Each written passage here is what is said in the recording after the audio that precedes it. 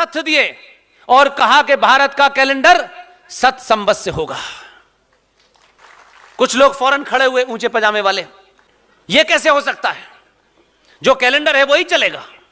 उन्होंने कहा कि 2000 साल पहले भी कैलेंडर था, किसी मजहब के रहनुमा से कैलेंडर तय नहीं होगा। यह तथ्यों पे है, यह गणना पे है, यह मूवमेंट पे है, यह प्लैनेट्स के उस पे है। 1957 में भारत की पार्लियामेंट के दोनों सदनों ने एक मत से यह पास किया कि भारत का कैलेंडर 1958 में सरकारी जो छपेगा वो 7 संवत का होगा। यह बात जानते हैं आप? नहीं जानते। इस बात को चिल्लाते चिल्लाते 4 साल हो गए। फर्क पड़ता है, मैं जानता हूं कैसे पड़ता है, इसलिए मैं यहां खड़े खड़े होपफुल हूं। इसके लिए एमपी बनने की जरूरत नहीं है, कोई जरूरत नहीं है। एक दिन मुझे 25 साल पत्रकारिता के चक्कर में बहुत सारे मित्र कहां कहां बैठे मैं जानता नहीं, उन्होंने एक स्कैन करके पीएमओ से लेटर भेजा। भारत के प्रधानमंत्री ने देश के खिलाड़ियों को चिट्ठी लिखी, उस लेटर पैड के ऊपर 7 संवत की डेट पड़ी हुई है। इसलिए मुझे उम्मीद है कि भारत की पार्लियामेंट में 1957 में सर्वसम्मति से दोनों सदनों में जो कैलेंडर पास हुआ है वो इस देश का आधिकारिक कैलेंडर जल्दी आने वाला है।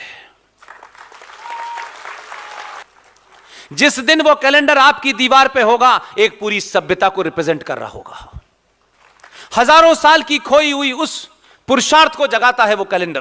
कितना साइंटिफिक है पूरी दुनिया नहीं समझ पाती है।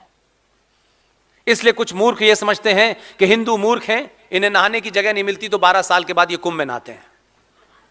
लोग ये समझते हैं हमें, क्योंकि हमें भी यही मालूम है कि आप नहाते हैं। वहां हमने ये तो चिंता सुनी होगी कि फलाना जो हमारे साधुओं का मठ है वो पहले नहाएगा, इस पे विवाद हो गया है। लेकिन ये किसी ने बताया आपको कि 1958 में नासा बना? आज के बच्चों के लिए कह रहा हूं, वो ये समझते हैं कि जब से नासा बना तभी से दुनिया चलना फिरना सीखी है। हमारी दादी, हमारी नानी, परदादी न नासा को जानती थी न साइंस को जानती थी। बिना कुछ देके 5 रुपए के पंचांग में देख के बता देती थी कि बहू कल सूर्य ग्रहण पड़ने वाला है, खाना पहले खा लेना। हम इतने एडवांस थे, नासा वाले बता रहे हैं कि आप 1958 के बाद जान पाए। क्या 1958 से पहले कुंभ नहीं हो रहा था? क्यों 12 साल बाद होता है, ये किसी ने बताया आपको?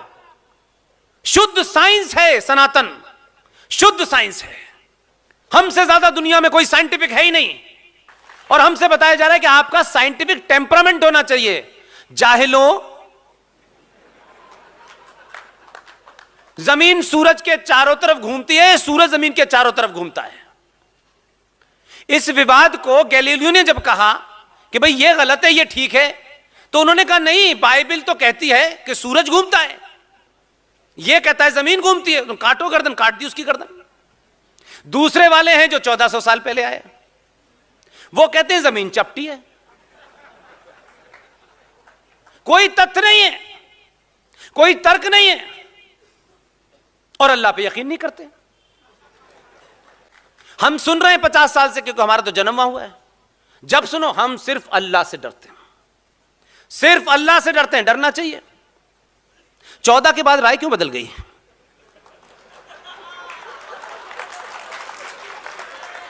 हमने तो बदला नहीं, हमने तो कभी कुछ नहीं कहा। हम तो आज भी कहते हैं वही है। हमें तब भी यकीन था जब हम जंगल में रहते थे, आज भी यकीन है। वो समझदार है, उसे नाक कान कहां लगाने पता है। हमारा इतना यकीन है कि जैसा भेजा वैसे ही जाते हैं। हम नास्तिक हो जाएं, आस्तिक हो जाएं, सनातनी हो जाएं, गैर सनातनी हो जाएं, उस पर सवाल नहीं उठाया कि नीचे भेजते वक्त इनके से नीचे आके काम कर रहे थे, उसी ने क्यों नहीं करा। हम हिंदू पैदा हुए हैं, हिंदू ही जाएंगे। तुम्हारा संकट यह है कि तुम हिंदू पैदा हुए हो, मुसलमान बन के जाओगे। कोई दुनिया की प्रक्रिया ऐसी नहीं है, कोई प्रोसेस हमारे अंदर ऐसा नहीं है जिससे हमें हिंदू बनाया जाए। और बड़े जाहिल, इस लेवल के जाहिल हैं, कहते हैं कि ये हिंदू और ये यहूदी, ये दोनों शैतान हैं। लेकिन कमाल है, शैतान की बनाई बंदूक से ही शैतान को समाप्त करेंगे। खुद से सुई नहीं बनाई गई आज तक। हर चीज की बराबरी करते हैं। हमारे यहां, हमारे संस्कारों में, हमारी सभ्यता में यज्ञोपवीत संस्कार होता है। आज हमने उसे जात पात में बांट दिया हो, वो सबका होता था। इसे नकल करनी चाहिए। बंदर के हाथ में उस तरह दे दो, वो गर्दन काट लेता है।